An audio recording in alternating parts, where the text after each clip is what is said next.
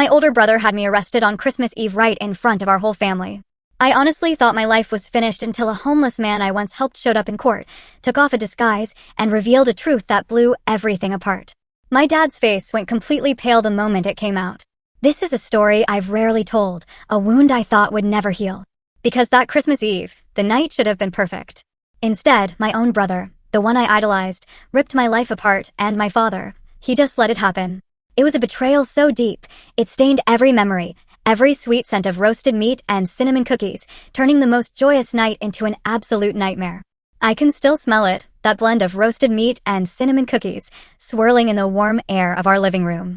It was December 24th, and for 26-year-old Nathan Reyes, an ordinary warehouse technician in Detroit, this was supposed to be the most perfect Christmas ever. My life was simple: work hard from dawn till dusk, fix machines, organize goods. No drama, no storms. But that night, everything changed forever. Our dinner table was packed, overflowing with relatives. My parents had been preparing for days. Twinkling lights hung everywhere, casting a soft glow on the towering Christmas tree adorned with glittering glass ornaments. Laughter and loud chatter filled the air, old stories, kids showing off, proud parents bragging. I sat next to my mom, Camila Reyes, 53, a gentle accountant whose smile could warm a winter night. She was telling the story of my older brother Jackson's and my first Christmas, her voice warm and full of love. My father, Vincent Reyes, 58, owner of a small auto repair shop, sat at the head of the table. He was stern, patriarchal, and spoke little, but when he did, everyone listened. The whole family was buzzing, eagerly waiting for my older brother, Jackson Reyes, 32, a police officer. He was the golden boy, the pride of the family, the hero with a shining badge. Everyone loved his crime-fighting stories. Jackson had promised to come early, bringing a few good bottles of wine. "Honey, this is the first year everyone's here together. This Christmas is going to be so much fun," Mom whispered, squeezing my hand tightly under the table. I grinned from ear to ear. I loved Christmas, the feeling of everyone gathered, forgetting all the daily fatigue. Then it happened. Suddenly, the wail of sirens pierced the cozy atmosphere, growing louder, accompanied by the roar of engines. Everyone looked toward the window. "That must be Jackson," Aunt Maria exclaimed, a big smile spreading across her face. "He always loves making a grand entrance." The whole family laughed, stood up, and started clapping. We all thought Jackson was bringing colleagues to the party, like he sometimes did. But then, through the window, I saw a patrol car screech to a halt right in front of our house. Its red and blue lights flashed like angry eyes in the falling snow. My heart hammered. A strange unease crept into me. "Why like this?" Jackson stepped out. His face was cold as stone, not a trace of a smile. Behind him were several other officers, flashlights and radios crackling. The relatives were still cheering and clapping, but then Jackson's expression, it froze the entire room. The warm atmosphere vanished, as if someone had flung open a window and let the icy wind rush in. Jackson pushed the door open, his polished black boots stepping onto the red Christmas rug. His sharp eyes scanned the room then. They stopped on me. My heart clenched. "Everyone listen up," he said, his voice flat, emotionless. "I received an anonymous tip that Nathan is in possession of illegal substances. I have to investigate and clear this up." Those words fell like a bomb, exploding in the peaceful room. A heavy silence descended. I heard a choked sob from a corner. My family looked at each other, then at me, their eyes filled with confusion and fear. Anonymous tip? Illegal drugs? Me? I froze, mouth agape, my brain paralyzed. "What are you talking about, Jackson? Are you joking?" I stammered, my voice trembling. But my brother didn't smile, didn't blink. He looked at me, his voice still ice cold. "Nathan, come with me to the car for a search. It's procedure to prove you're innocent." I shook my head frantically, my feet rooted to the floor. "No, I didn't do anything." "Who made the anonymous call? This is a mistake." Mom gripped my hand tightly, her face pale as death. "Jackson, what are you saying?" Nathan could never, but Jackson raised his hand, cutting her off. "Mom, let me do my job. If it's just a misunderstanding, even better." "Nathan, come with me." The whole family started murmuring, standing up. Relatives whispered, "What on earth is happening?" "It's Christmas Eve. Nathan has never made enemies. How did he get dragged into something this bizarre?" My father stood up, his face grave, but said nothing. He just nodded at Jackson, as if giving silent approval. I was gently pushed toward the door by Jackson, my legs heavy as lead. The entire family followed, crowding into the front yard under the light snowfall. Neighbors, drawn by the flashing lights, began pouring out of their houses, filling the gate, pointing and staring. The patrol lights illuminated the entire street, turning our yard into a stage for a tragic play. Jackson ordered his subordinates, check Nathan's car first, trunk, and jacket pockets. The officers rushed forward like hunting dogs. They opened the trunk of my old car, parked on the curb. And then, God, they pulled out small, opaque white packets that glittered under the flashlight beams. Care to explain what this white powder is? One officer asked triumphantly. I shook my head, my voice breaking. It's not mine. I don't know anything about it. But they continued, searching the pockets of the jacket I was wearing, pulling out several more packets. The flashlight beams illuminated each package, making them look like tiny monsters.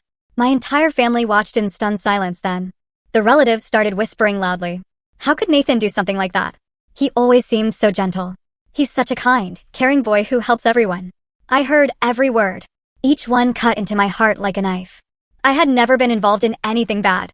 I was just a normal guy who liked reading books, fixing cars with Dad, hugging Mom every night. Why was this happening? Who set me up? My mother, Camila, covered her face and sobbed uncontrollably. Her shoulders shook as if her entire world was collapsing. Nathan, my son could never do something so terrible, she whispered, tears streaming down her cheeks. She rushed forward to hug me, but an officer gently pushed her back. I wanted to hug her, wanted to scream that this was a mistake, but my hands trembled and wouldn't move. My father, Vincent, stood motionless beside the car. His eyes were empty, staring into nothing. I looked at him desperately. Dad, I didn't do anything. Someone framed me. I stammered in denial, my voice lost in the cold wind. But he said nothing. He just leaned on the car roof as if none of this concerned him. My heart ached sharply. Dad, why are you silent? Why aren't you defending me? In the face of that clear evidence, my pleas drowned in the freezing Christmas air. The joyful laughter from earlier was replaced by malicious whispers. Neighbors crowded around, filming with their phones. Look, Nathan's getting arrested. Drugs. The Reyes family is finished. They turned my humiliation into entertainment, like watching a real-life drama. I felt like a hunted animal, exposed before the crowd. Then Jackson stepped forward and took out handcuffs. Nathan Reyes, you are under arrest for possession and distribution of illegal narcotics. He repeated, his voice completely emotionless, as if reading a warrant to a stranger. I struggled, crying out, Jackson, you have to believe me. I didn't do this. This is some kind of conspiracy. But the officers pinned me against the car hood and cuffed my hands in front of the entire family and neighborhood. The metallic click echoed, cold as the ice outside. My mother rushed forward again, clinging to me and screaming. Jackson, you can't do this to your own brother. Nathan is your little brother. She cried until her voice was raw, clutching my jacket, soaking my shoulder with her tears. She wouldn't let go. The family stood around us. Relatives tried to intervene, but the tension was suffocating. Suddenly, my father stood straight and said coldly, Camila, be quiet. Let the law do its job. Mom stared at him in shock, then released me, stepping back with tears streaming down her face. I went pale and gave up completely. Why would Dad say that? Why was my brother doing this? I let the officers push me into the patrol car amid the flashing lights and venomous whispers in the yard. Snow fell gently, but I didn't feel cold, only a burning pain in my chest. The Christmas dinner turned to ashes as the car pulled away, taking me from the warm house into the darkness of the most horrifying Christmas night of my life. Through the window, I saw my mother collapse in tears. The relatives stood frozen. My father, he just stood there, his gaze as cold and empty as stone. I kept thinking about that anonymous call. Someone had reported me. Someone had planted the drugs. But why did Jackson believe it so instantly? He was my brother. Sitting in the car, handcuffed, I tried to think, how did those drug packets end up in my pockets? I clearly remembered putting on this jacket this morning. There was nothing unusual. The trunk had been locked since last night. Someone framed me. But who and why? Jackson was my brother, the person I had looked up to since childhood. Why was he doing this? Was he forced? No. His face had been completely cold, without a trace of hesitation. The anonymous call? Was it just an excuse? The car drove through the familiar streets of Detroit, pale yellow streetlights shining on the white snow. I thought about my life. 26 years old, no wife, no children, just a stable job and a family. I was kind. That's what everyone always said. I liked helping people, fixing neighbors' cars for free, bringing food to the homeless in the park. Why had fate thrown me into this hell? My heart raced. Cold sweat poured out despite the freezing winter night. The patrol car stopped in front of the police station. A grim, gray building with black iron bars looming menacingly under the flickering neon lights. The officers yanked me out of the car, their hands gripping my arms so tightly it felt like they were afraid I'd bolt. I stumbled forward, my legs heavy from the handcuffs and the fear gnawing at every cell in my body. Move it. Walk now, one officer barked, shoving me through the main doors. Inside, the air was thick and oppressive, reeking of burnt coffee mixed with sweat and old paper. They marched me down a long, echoing hallway. The sound of boots on the floor rang out like the drums of doom. They shoved me into a holding cell. A narrow, freezing, damp little box. For gray concrete walls, a hard metal cot with a paper-thin mattress, and a filthy toilet in the corner. The iron door slammed shut behind me. The lock clicked like a final verdict. I collapsed onto the cot, hands still cuffed, my mind spinning with everything that had just happened. The warm Christmas dinner, the relatives' laughter, the smell of roasted meat. Then the sirens, the flashing lights, those unfamiliar packets of drugs pulled from my pockets and trunk. Who framed me? Where did that anonymous call come from? Jackson, my own brother. Why did he do this to me? I shook my head, trying to chase away the chaos in my thoughts, but they kept crashing over me like violent waves. That night stretched on forever. I couldn't sleep. I just lay curled up, shivering from the cold. Wind whistled through the tiny barred window, carrying the bite of snow. Screams echoed from the next cell. Someone retched loudly. A guard's radio crackled with static. I thought of Mom. She must be at home right now, sobbing uncontrollably, trembling. She had always been my safe place, shielding me from Dad's harsh words ever since I was little. And Dad, his silence was like stone. That empty stare haunted me. And Jackson, the pride of the family, had now become the one who threw me into prison. Tears rolled down my cold cheeks, hot and stinging. I prayed, begging for this to be nothing more than a nightmare, that tomorrow morning I'd wake up in my warm bedroom. But the next morning, reality was even colder. The clink of the lock jolted me awake. 2 officers entered, hauled me to my feet without a word, cuffed me again, and marched me down the hall to an interrogation room.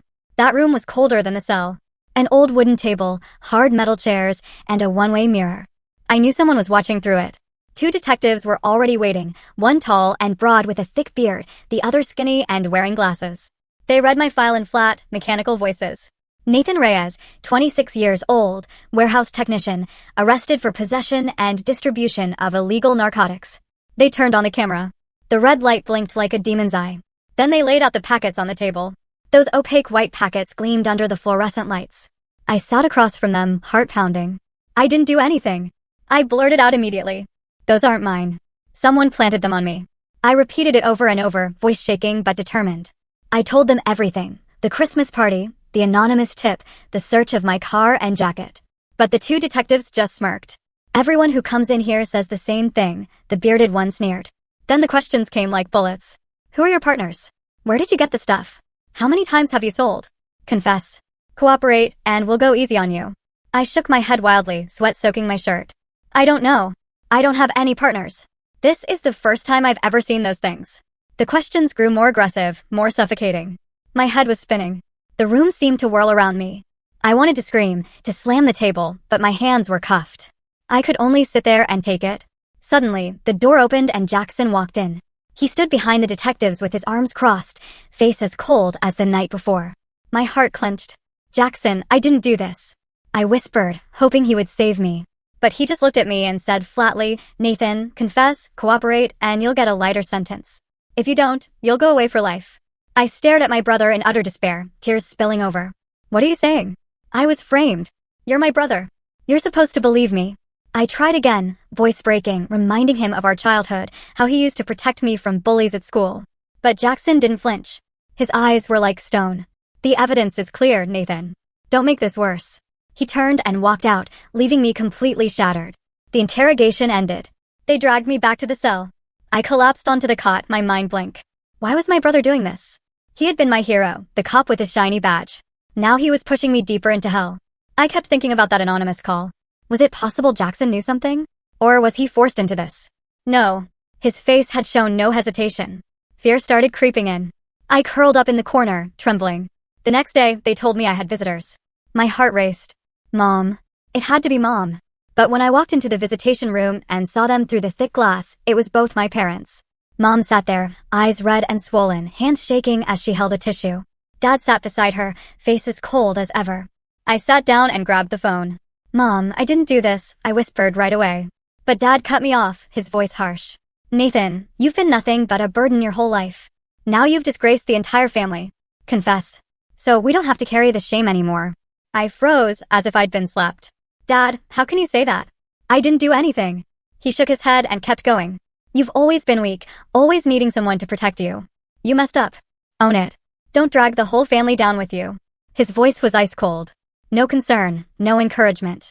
I looked at him, my heart breaking. Dad, I'm your son. Mom burst into tears. Nathan, I believe you. I'll find a way to help you. I'll hire a lawyer, she whispered, tears streaming down her face. But Dad immediately shut her down. Camila, the evidence is overwhelming. He has to face the consequences. He pulled her up, not letting her say another word, and led her out. I watched them go, tears pouring down my own face. The visitation room felt empty, leaving me alone with the pain. The news spread like wildfire. The papers ran the story immediately. Police officer's younger brother arrested for drugs during Christmas dinner. Photos of me in handcuffs, pale under the flashing lights, went viral on social media. Friends, neighbors, coworkers, everyone turned away. No calls, no messages. I could imagine my coworkers whispering behind my back, neighbors pointing at our house, old friends deleting my number. In that cramped cell, I sat curled up, completely broken. Even though I knew I was innocent, I couldn't see any way to prove it. The evidence from the arrest was airtight. My statements could be twisted. Who would believe me? Not even Jackson. My own brother believed me. I thought about my old life, the simple job, coming home to hug Mom, fixing cars with Dad on weekends. Now everything was destroyed. I hugged my knees, shaking, fear eating away at me every second. The whole world had turned its back on me, my family, society, and even I was starting to doubt myself. On the second night in jail, real terror set in for the first time. Lying on that hard, freezing cot, listening to the wind howl outside the window, I thought I might never get out. Is this the end of my life? Prison, disgrace, loneliness. Forever? Tears fell again, but this time they were tears of pure despair. I prayed for a miracle, but deep down I knew this hell had only just begun. The days that followed passed like one long, unending nightmare. I remained locked in that cramped cell, eating tasteless meals, listening to the shouting and screaming of other inmates echoing through the walls. Every morning when I woke up, I stared at the stained ceiling and wondered what new pain the day would bring. A public defender was assigned to me. A young guy who looked fresh out of law school. Thick glasses, voice trembling. He visited a few times, scribbled notes in a hurry, and promised he'd do his best to prove my innocence. We'll focus on that anonymous tip, he said, but his tone lacked any real confidence. I nodded. Yet deep down, I was filled with doubt. With caught red-handed evidence and testimony from my own brother, how could we possibly win? A week later, the preliminary hearing was scheduled. Just 1 week, so fast. I wasn't mentally prepared at all. The quantity of drugs seized was substantial, enough to classify me as a serious offender. And the fact that I was the younger brother of Jackson Reyes, a well-known police officer in Detroit, turned the case into a media circus. They made my story front-page news with sensational headlines: family torn apart by drugs, officer arrests own brother on Christmas Eve. When I was escorted to the courthouse, a swarm of reporters crowded the entrance. Camera flashes blinding me, voices shouting my name. My heart pounded. Cold sweat broke out despite the freezing winter air. Why was everything happening so quickly? I wasn't ready to face judgment. The courtroom was large but suffocating. Rows of polished wooden benches reeking of cheap perfume from the packed gallery. The judge, a stern old man with gold-rimmed glasses, sat high on the bench, looking down like a god of fate. I sat in the defendant's chair, wrists loosely cuffed, wearing a gray prison jumpsuit, feeling like a caged animal. My lawyer sat beside me, nervously flipping through papers. The prosecutor, a sharp middle-aged woman with her hair in a tight bun and a voice like a blade, stood and presented the charges. She projected images of the evidence onto a huge screen. Those opaque white packets gleaming under the flashlights from that night. The defendant, Nathan Reyes, was caught in possession of a large quantity of illegal narcotics, sufficient for distribution, she declared, her voice echoing through the room. She read Jackson's report. My own brother's words, in meticulous detail, the anonymous tip, the search of my car and jacket, the discovery of the drugs. The testimony of the other officers followed. Every detail matching perfectly as if it had all been scripted. I sat there, feeling cornered. No way out. Every photo, every word was another brick in the prison wall being built around me. My lawyer tried to counter, but it was painfully weak. He argued that the anonymous call was suspicious, that someone could have planted the drugs. There is no direct evidence of intent to distribute, he said, voice slightly shaking. The prosecutor cut him off instantly. Caught red-handed with the substances in his personal vehicle and clothing. That is the clearest evidence possible. Everything tilted heavily toward the prosecution. The court grew even more suspicious of me. The judge nodded. The gallery murmured. I felt like a lamb surrounded by wolves, with no chance to fight back. Every time I tried to speak in my own defense, it only made things worse. When the prosecutor questioned me directly, I stammered, "I didn't do anything. Someone put those packets in my car in my pockets." But she shot back immediately. "That is the standard denial of a first-time offender. There is zero evidence to support the defendant's claims." Her tone was mocking, and the room tittered with laughter. My face burned. My heart raced. I wanted to scream that I was innocent, that this was a conspiracy, but my words were nothing more than whispers lost in the heavy air of the courtroom. My lawyer tugged my sleeve and whispered, "Don't say anything more. Let me handle it." But I knew he was drowning too. The trial dragged on for a few days, yet every hour felt like a year. Endless questions, mounting evidence, and fear growing inside me like a tumor. Then came sentencing day, the moment I dreaded most. The courtroom was packed, not a single empty seat. Reporters crowded the back, cameras flashing nonstop, whispers buzzing like a disturbed hive. The air was thick with tension. The smell of sweat and perfume made it hard to breathe. I was led in and sat in the defendant's chair, hands trembling. I looked around and saw Jackson and my father, Vincent, in the front row, faces cold as ice. They wouldn't meet my eyes, just leaned in and whispered to each other, secrets I couldn't hear. My heart ached. My father and brother, once my pillars, now sat there like strangers, as if waiting for the sentence to finally close this chapter. Didn't they feel any pain? Why weren't they fighting for me? Beside them, my mother, Camila, sat hunched over, face buried in her hands, sobbing. Her shoulders shook uncontrollably under the stares of everyone around her. She looked years older, more gray in her hair, eyes swollen from endless crying. Her pain cut through me like a knife, choking me. In that heavy moment, as the judge banged the gavel for order, I bowed my head, trying to breathe. Then, by chance, I glanced toward the very back row and froze. There, among the crowd of strangers, sat the familiar old homeless man I used to see in the park near my house. He sat quietly, silver beard, unkempt, wearing the same tattered coat. My heart raced. Why was he here? The old man looked up, met my eyes, and smiled, a gentle, warm smile in the middle of that cold courtroom. He gave a small wave as if to say, "It'll be all right, kid." His eyes were full of kindness, just like all the times we'd met. Memories came flooding back in slow motion. That park was where I used to go after work to unwind. The old man would always be on the same bench, surrounded by his bags. The first time I gave him a few coins, he thanked me in a raspy voice, "You've got a good heart." Then I started bringing him an old jacket when it got cold, sandwiches, hot coffee. Sometimes we'd talk about life, about struggles. He'd tell me about his years on the streets, but he was always optimistic. "Life is like a river, son. It bends and twists, but it always reaches the sea in the end." His simple, sincere advice had helped me through tough days. "Don't let fear win," he once said, patting my shoulder. I never asked his name. I just called him the old man from the park. And now here he was, in the middle of my fateful trial, as if to offer one last bit of hope. But against the mountain of evidence and the weight of public opinion, even his presence couldn't ease my despair. He was just a homeless man. What could he possibly change? The courtroom still buzzed with malicious whispers. Reporters still scribbled furiously, and the judge still sat there with his gavel, ready to fall. Looking up at the judge, I felt with absolute clarity that my life was about to end today, and no one in this room could save me. The air before the bench felt as heavy as a boulder crushing my chest. Every stare directed at me, every dry rustle of the prosecutor's papers, every tense breath from the crowd, everything made me feel small and powerless, on the verge of suffocating. In that moment, I understood something even more painful than the sentence about to be pronounced. I was utterly, completely alone, drowned by fabricated evidence, betrayed by the very people who shared my blood. The second that gavel came down, my entire life would be buried forever. The judge cleared his throat, ready to pronounce the words that would seal my fate. The entire courtroom held its breath. The air grew so thick it felt compressed, pressing down on my chest until I could barely breathe. All whispering stopped. Only the rustle of papers and a faint cough from the back corner remained. Reporters sat frozen, pencils poised, camera flashes primed. I glanced toward the front row.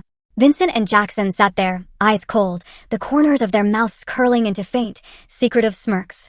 No grief, no tears, no trembling. They looked as though they already knew the outcome, as if this sentencing were merely the final formality in a play they themselves had scripted. My own father and brother, blood relatives, sat watching like detached spectators at a movie, not like the family of the accused. Why were they smiling? Why weren't they fighting for me? That betrayal cut deeper than any knife. I bowed my head lower, my cuffed hands shaking uncontrollably, fingers clenched so tightly the knuckles went white. I waited for the words. Guilty, imprisonment, words that would obliterate my life. No job, no freedom, no future, only darkness. Just as the judge raised his gavel to bring it down, a powerful, unexpected shout exploded from the back of the room, startling everyone. "Stop. I have proof that he is innocent." The raspy, determined voice sliced through the silence like a bomb. The entire room whipped around. Murmurs rose like a tidal wave. I jerked my head up, stunned, heart pounding wildly. It was the homeless old man from the park. He had leapt to his feet, one arm raised high, silver beard trembling, tattered coat flapping.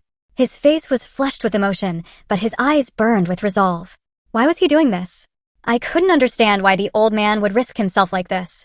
Yes, I had helped him, given him spare change, an old jacket, sat and talked on tired evenings after work, but this was a courtroom, not the park. He was a stranger, a wandering old man. How dare he stand up for me here? My heart raced. A tiny spark of hope flickered amid the despair, but then doubt rushed in. What could he possibly have? Evidence? Or just empty words? Vincent and Jackson spun around, faces turning crimson with rage, eyes murderous. Jackson shot to his feet first, flashing his gleaming police badge under the lights, his voice booming. "This is disruption of court proceedings. Officers, restrain that man and remove him immediately." Several uniformed officers rose, hands on their holsters, moving toward the old man. The room erupted into chaos. Reporters snapping photos frantically, whispers turning into a roar. My mother lifted her tear-streaked face, staring at the old man in bewildered shock. I sat frozen, unable to believe my eyes. Jackson, my own brother, was trying to silence the one person who might save me. Why was he panicking? His face had gone pale, his hands trembling despite his attempt to maintain authority. But the old man did not flinch. He stood tall, voice calm and steady. "Hold it. You cannot arrest me before I reveal the truth." Then, to everyone's astonishment, he slowly peeled off the fake silver beard, shrugged off the ragged coat, and tossed it onto the bench. He wiped his face with a handkerchief, removing layers of dirt and masterful disguise that had hidden him for years. The courtroom fell into a stunned, breathless silence. The face revealed was not an old man's at all. A middle-aged man with short, cropped hair, sharp, intelligent eyes, and features I never thought I'd see again. When Vincent and Jackson saw that face, the blood drained from theirs. My father lurched to his feet, hands gripping the bench in front of him, mouth working soundlessly. Jackson staggered backward, face ashen, his police badge slipping from his fingers and clattering onto the floor. Tears burst from my eyes, instantly uncontrollable, as recognition hit me like a thunderbolt. It was Uncle Jameson Reyes, Vincent's younger brother, the uncle who had vanished 3 years ago, presumed dead. We had even held a symbolic funeral when his body was never found. The uncle I had adored as a child, the one who told adventure stories, taught me to fish by the river, shielded me from Dad's harsh words. And he was the old man from the park I had been giving money to. Old coats, late-night conversations, memories flooded back like a tidal wave. All those evenings in the park when he listened to me complain about work, about family, offering gentle wisdom. "Nathan, you have a good heart. Never let anyone take that from you." I had never recognized him. The disguise had been flawless. But those kind eyes, now I understood. He had been watching over me all this time, protecting me from afar. I sobbed aloud, my voice breaking so the whole room heard. "Uncle Jameson, is it really you?" Jameson looked at me, smiled warmly, then turned to the court, his voice ringing clear and strong. "I am Jameson Reyes, brother of Vincent Reyes and blood uncle to Nathan Reyes. I have been missing for 3 years, but I have returned today with evidence that proves my nephew is completely innocent. I demand the right to testify and present that evidence before this court." The courtroom exploded. Reporters scrambling, cameras flashing like lightning, voices rising in a storm. The judge pounded his gavel repeatedly for order, his own face stunned. He immediately ordered identity verification. Files were pulled. Assistants rushed to databases. Within minutes, he nodded gravely. Identity confirmed. Jameson Reyes is who he claims to be. Officers, stand down. "Mr. Reyes, please approach the witness stand and present your evidence." At those words, Vincent and Jackson turned ghostly white, hands shaking uncontrollably. They tried to sit calmly, but panic blazed in their eyes. My father whispered frantically to Jackson, face flushed and sweating. Jackson gripped the armrests until his knuckles went white, staring at Uncle Jameson as though staring at a ghost. I sat there, heart thundering, tears still streaming down my face. Why had Uncle been alive all this time? Why the disguise? And what evidence did he have that could clear my name?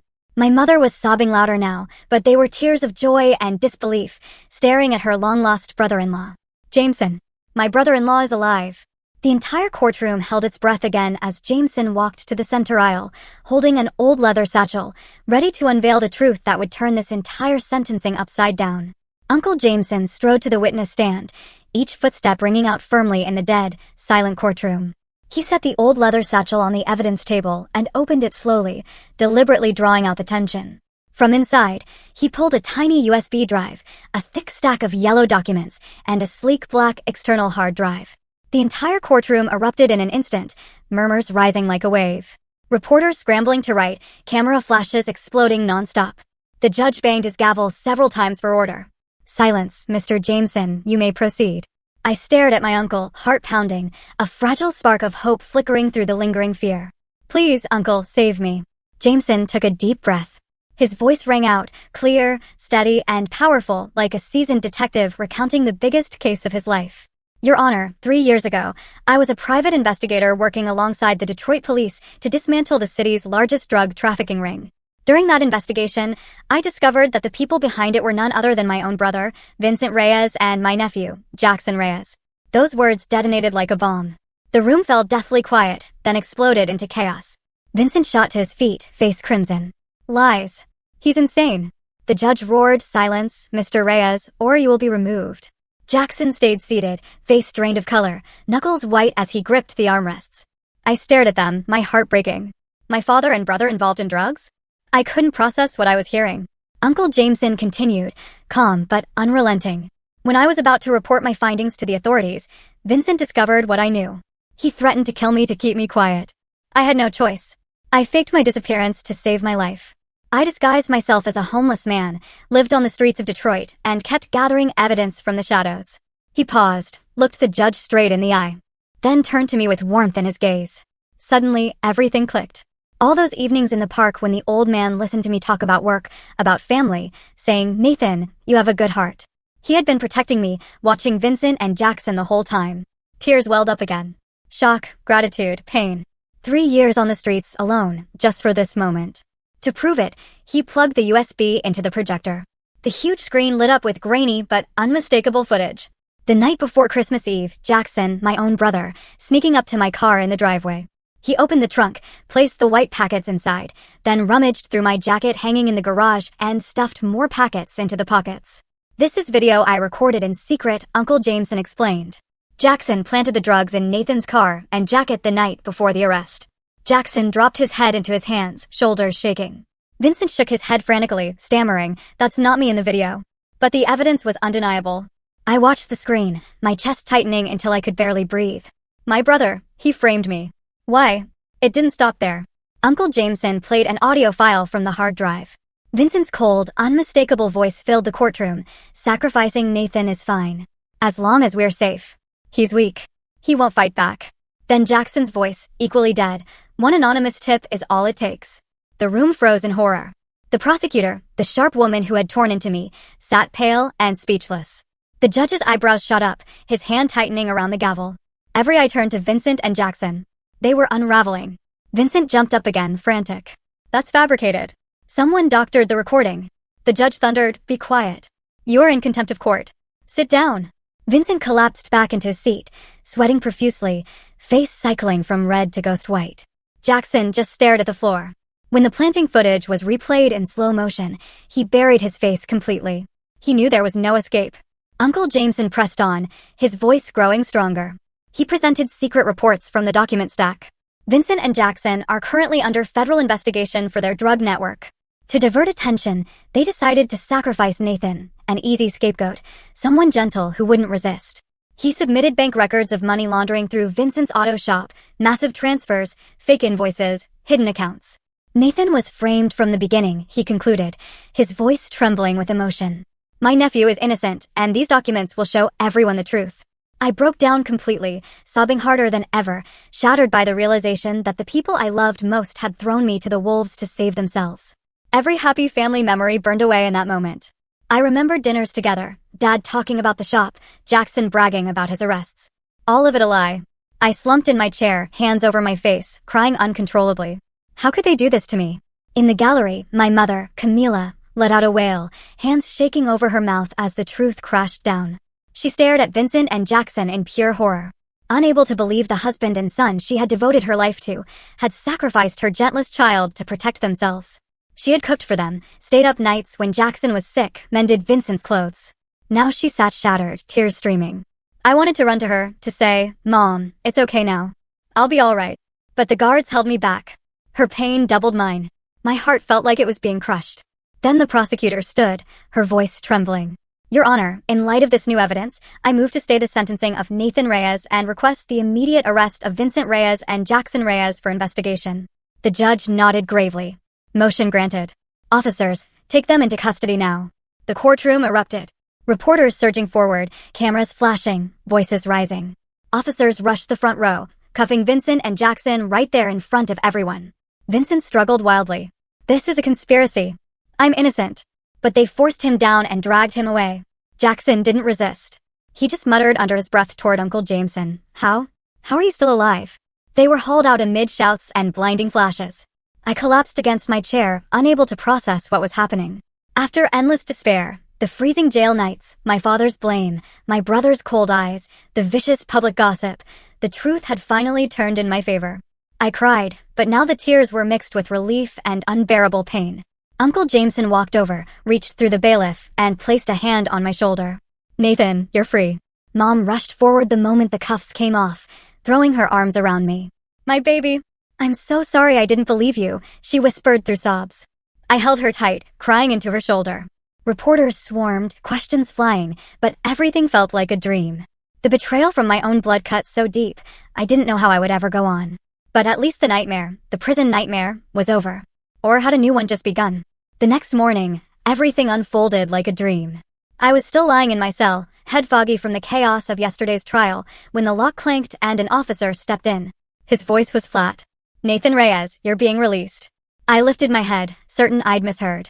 "You've been cleared," he explained briefly. After the federal investigators verified every byte on Uncle Jameson's USB and hard drive, no edits, no fakes, the prosecutor had filed an immediate motion to dismiss all charges against me. There was no doubt left. I was innocent. They released me on the spot while the final paperwork was processed. My heart pounded so hard I barely dared to believe it. Just yesterday, I thought my life was over. Now freedom was waiting outside the door. I stood up on shaky legs and followed the officer out. The police station still smelled of burnt coffee and old paper, but this time I wasn't a prisoner. The front doors swung open. Harsh Detroit winter sunlight poured in, blinding after days of darkness. I stepped outside, gaunt, unshaven, clothes wrinkled and stale, dark circles under my eyes, skin pale from despair and sleepless nights. Waiting on the steps was Uncle Jameson, no longer wearing the fake beard or tattered coat. He just looked exhausted and worried. The face of a man who had been running for years, short silver hair, deep lines around his eyes, shoulders slightly stooped. He stood with his hands in his pockets, eyes staring at me. I froze for a second, unable to believe this was real. Uncle Jameson, the uncle I thought was dead. The old man from the park who had been beside me all along.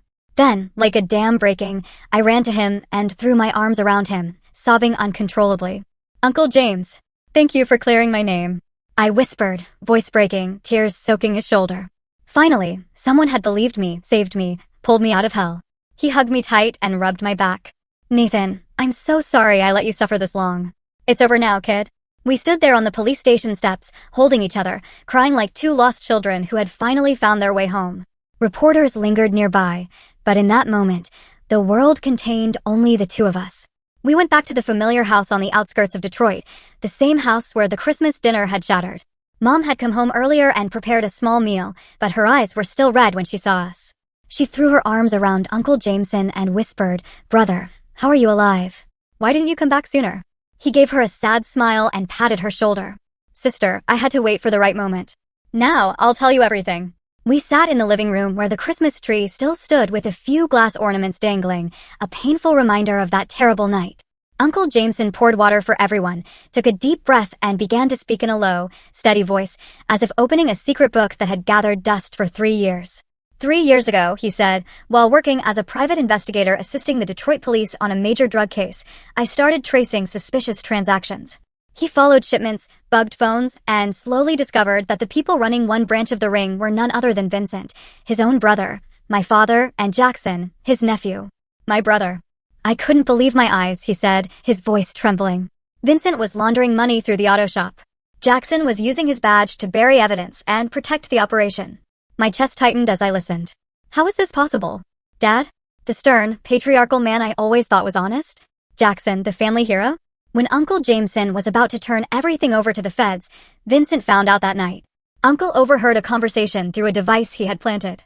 Vincent and Jackson calmly discussing how to get rid of him, hire a hitman, stage an accident, anything to make him disappear. They talked about it like the weather, Uncle said bitterly. Vincent said, Jameson knows too much.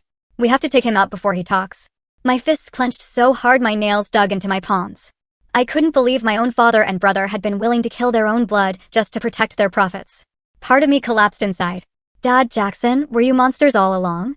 I remembered Dad scolding me for being weak, Jackson mocking me for not being tough enough. Now I understood. They chose me as the sacrifice for exactly those reasons.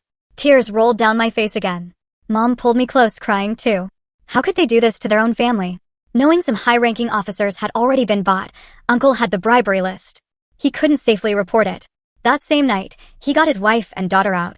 I used every trick I knew, he said, his eyes distant. Multiple vehicles, cross-state routes, fake names, staying off cameras. I got them into temporary witness protection in another state, a place no one could find. He came back to Detroit alone to keep gathering evidence, waiting for the safest moment to strike. I couldn't let that network keep destroying lives, he said. But Vincent had put a price on his head. Once, he was ambushed on the outskirts of town, shot in the shoulder, bleeding heavily. I hid in the woods, patched myself up, then went completely dark so I wouldn't endanger my wife and daughter, he said, voice breaking. Unable to return to a normal life, he chose the perfect invisibility, a homeless man. No one notices the homeless.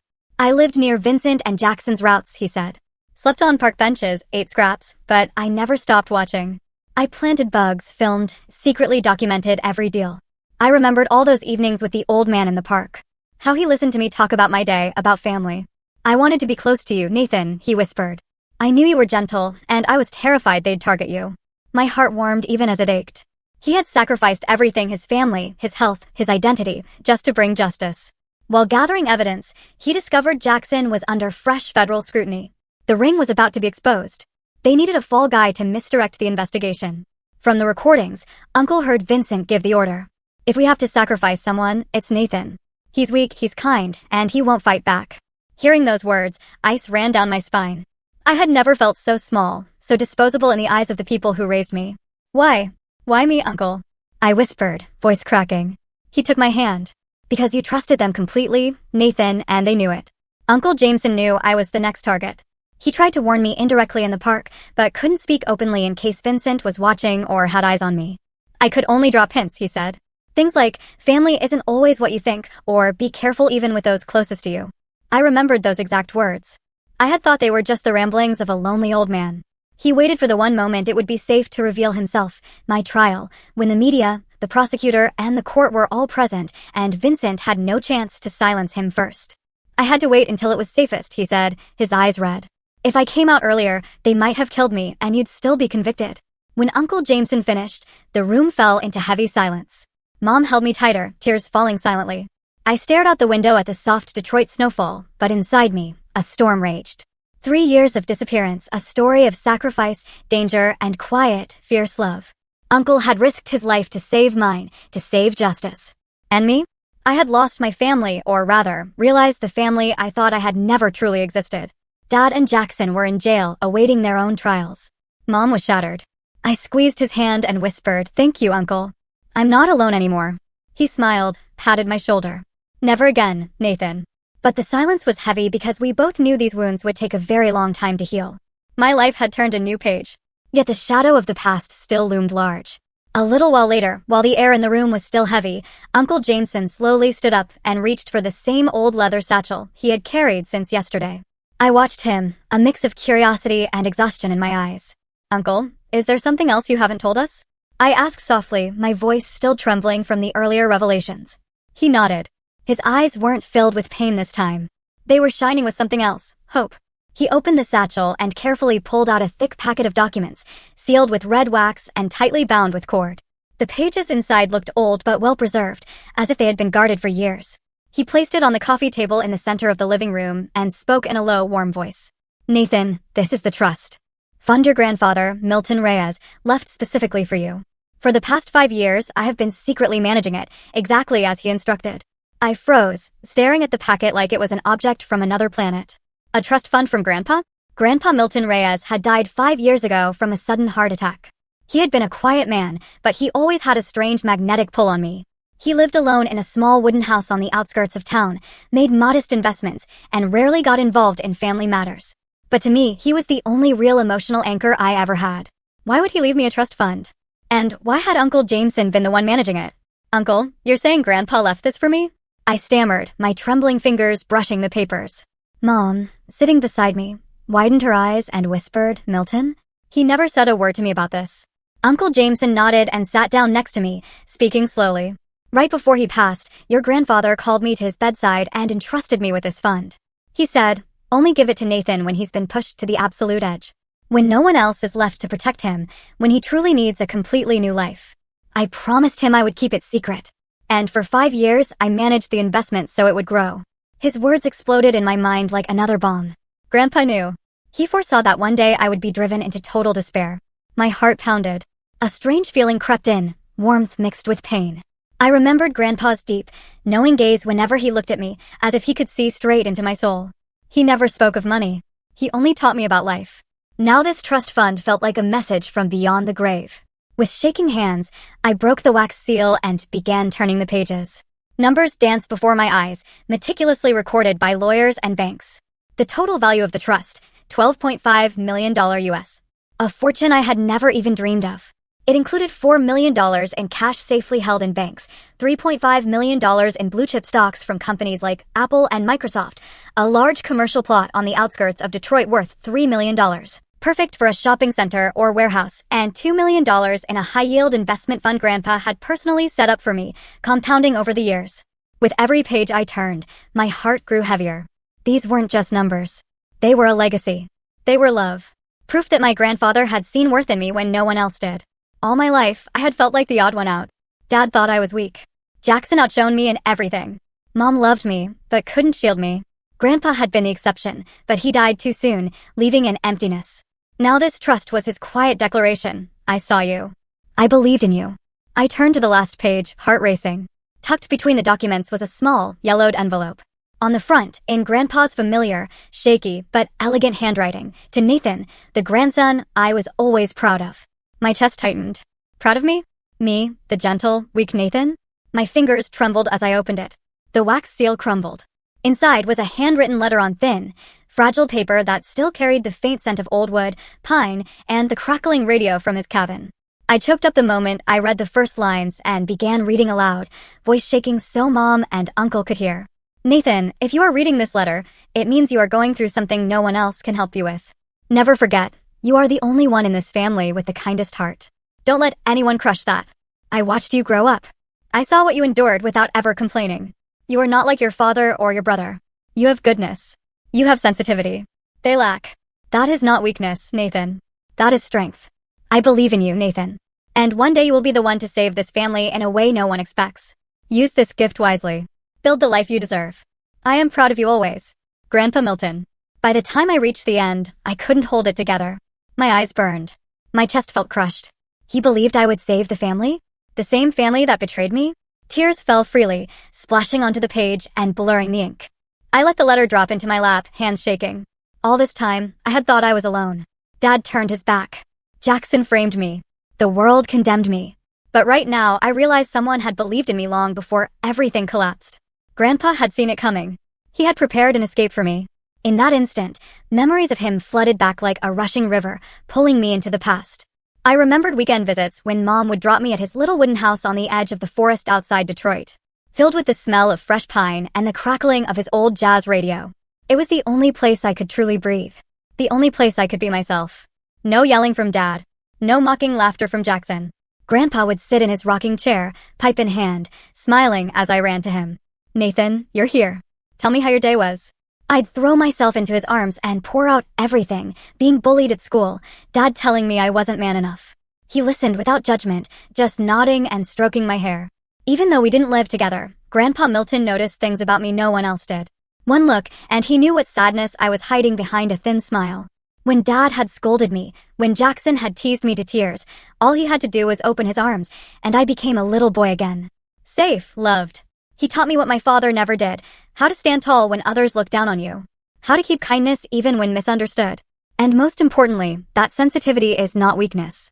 You have a heart stronger than anyone else in this house combined. Nathan, he once said, ruffling my hair, his voice warm like a winter fireplace.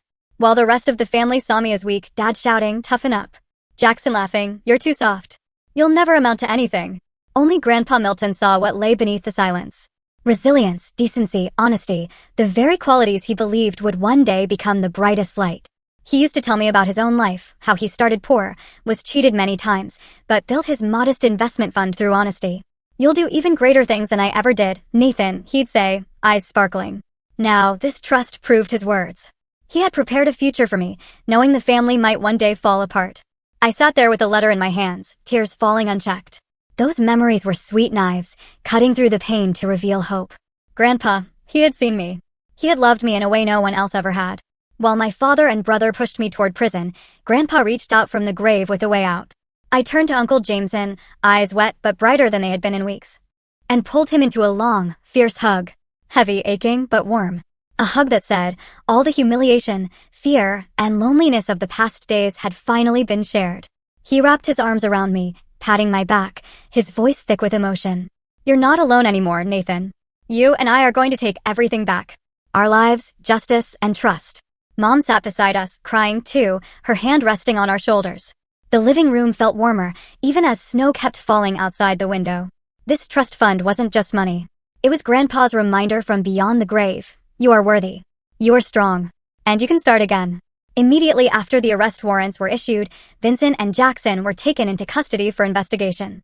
The news exploded like a bomb. Police officer aided drug ring. Father and son garage bosses arrested inside courtroom. I sat at home in the now cold, familiar living room, watching TV with Mom and Uncle Jameson. Every channel repeated the same footage on a loop, my father and brother in handcuffs, being led out of the courthouse. An endless nightmare. Federal task forces, working with Detroit police, raided multiple locations at once, like a storm sweeping everything away. Uncle Jameson, still in contact with the prosecutors to hand over additional evidence, told me what was happening. They stormed Dad's auto shop, the same place where I used to help him fix engines on weekend afternoons.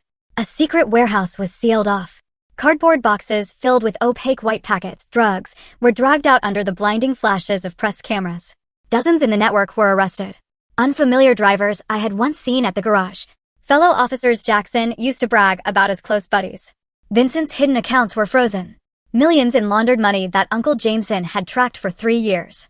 I sat at home watching it all on television, my heart shrinking with every report.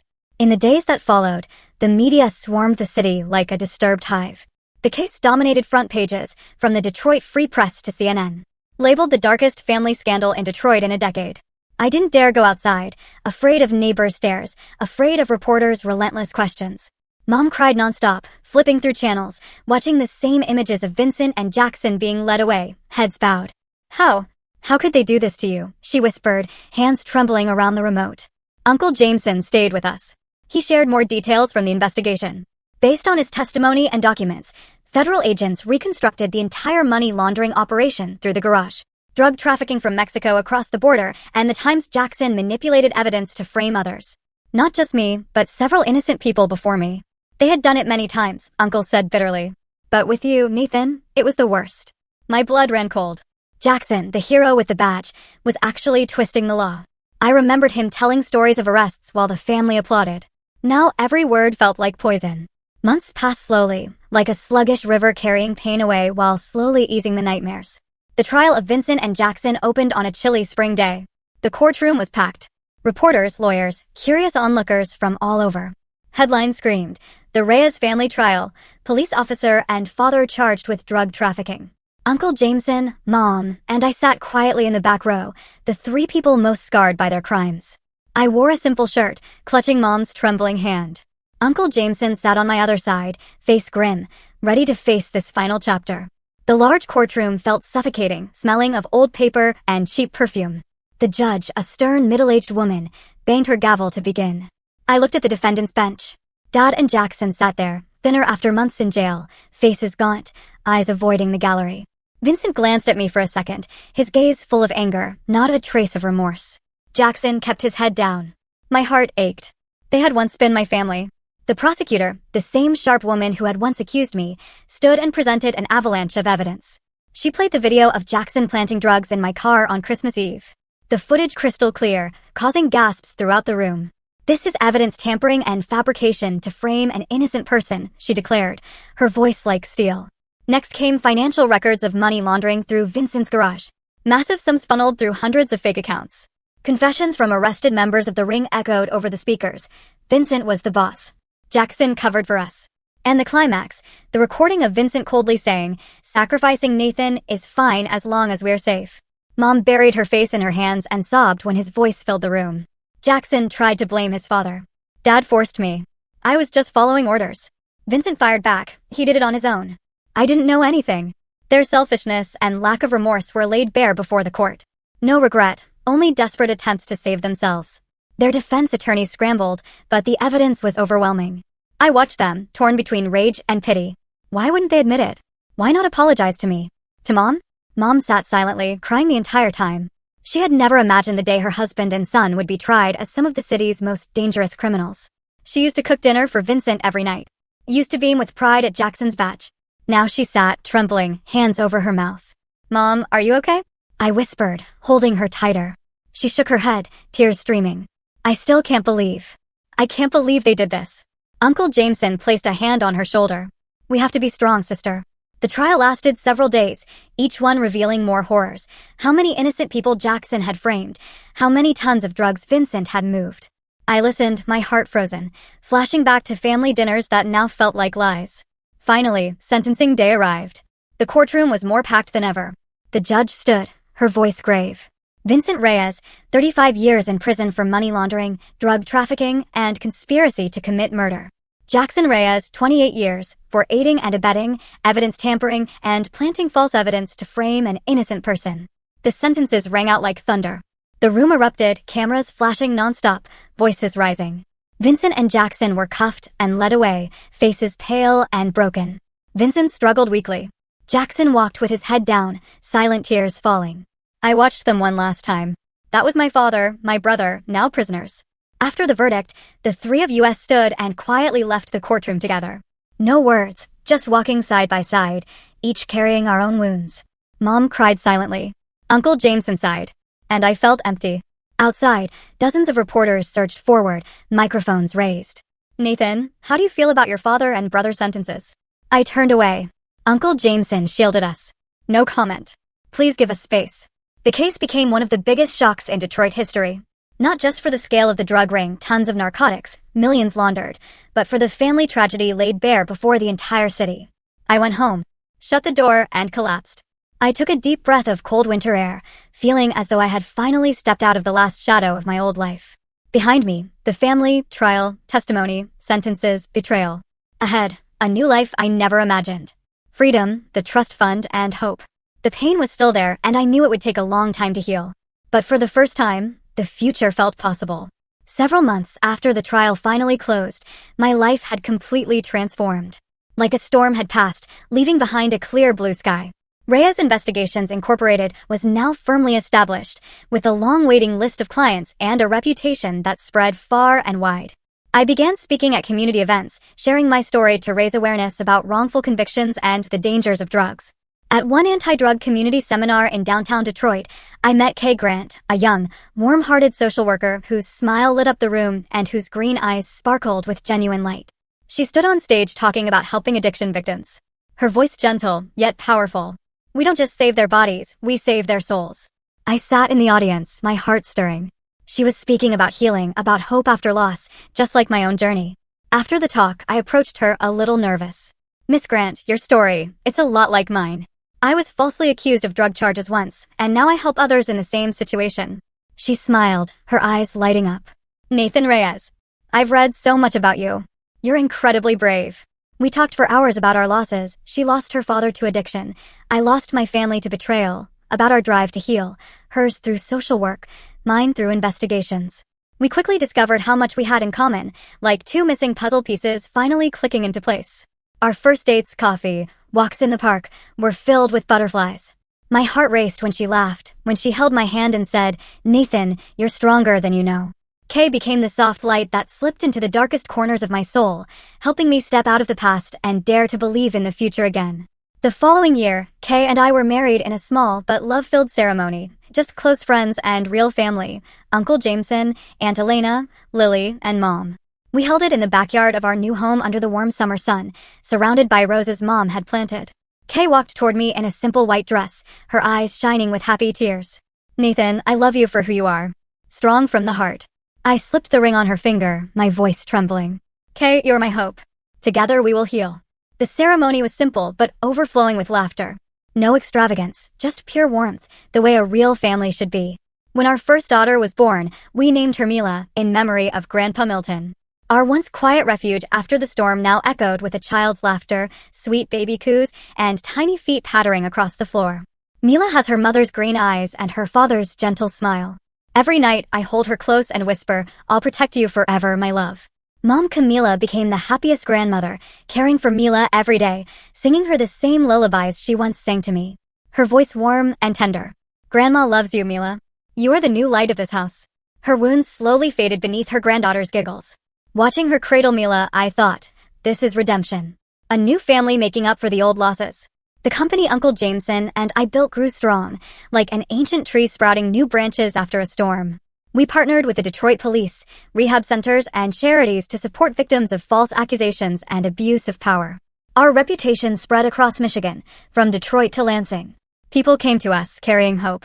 We cracked major cases, freeing a teenager wrongfully jailed for drugs, helping women framed by ex-husbands in bitter divorces. Uncle led the dangerous field work. I handled the emotional support. Newspapers praised us, Reyes investigations, from victim to hero. I smiled when I read it, then turned to Uncle. "None of this would have happened without you." He clapped my shoulder. "Nathan, you are the soul of this company." From everything we had endured, Uncle Jameson and I founded the Break the Chains Foundation, an organization dedicated to helping people framed in drug cases, getting them into rehab, helping them rebuild, and giving them a second chance at life. We funded it with part of the trust, partnered with treatment centers, provided free lawyers, and offered job training. The foundation quickly took off, saving dozens, teens lost to addiction, mothers falsely accused. One case moved me deeply, a young man, just like I once was, framed by so-called friends. We got him clean and found him a job. He hugged me, crying, "Nathan, you saved my life." I cried too, thinking of the old me. The foundation became my legacy. Not just saving others, but saving my own soul. Turning pain into purpose. That Christmas, thick snow fell over Detroit, but warm, golden lights covered every corner of our new home, turning it into a glowing sanctuary. The whole family gathered, Uncle Jameson with Aunt Elena and Lily, laughing brightly. Mom, now a joyful grandmother. Kay, my wife, and little Mila, just learning to say Daddy in the sweetest, lisping voice. We gathered around the table, the scent of roasted meat and cinnamon cookies filling the air. The Christmas tree sparkled with glass ornaments. No trace of that horrific night years ago. Laughter rang through the house. Lily playing with Mila. Aunt Elena telling cooking stories. Uncle Jameson roaring with laughter when Kay teased him about his old homeless disguise. I stood quietly for a moment, taking in every beloved face. The people who truly loved me, without betrayal, without selfishness. Suddenly, I remembered that Christmas Eve long ago. Handcuffs, sirens, flashing lights, my mother's sobs as I was dragged away like a criminal. Tears welled up, but not from pain, from gratitude. Now it was Christmas again, but I was surrounded by light, held in the arms of those who deserve to be called family, not by blood, but by love. I raised my glass, looking at the flickering candles on the table, and spoke, my voice low but full of emotion. We cannot choose the family we are born into, but we can choose the family we keep. Never let the cruelty of others define your worth. And if life throws you into darkness, become your own light first. For a few seconds, everyone was silent. My words hanging in the warm air. Then soft applause broke out. Uncle Jameson looked at me with proud, misty eyes. Nathan, you've grown up. Mom wiped away tears and smiled. My son, your grandfather would be so happy. Kay squeezed my hand under the table and whispered, you are the light of my life. That Christmas night, I finally understood. The wounds that once tried to destroy me were the very things that made me stronger and led me to the real family I was always meant to have. Snow fell softly outside the window, but inside, warmth spread everywhere, and I knew my life had truly begun.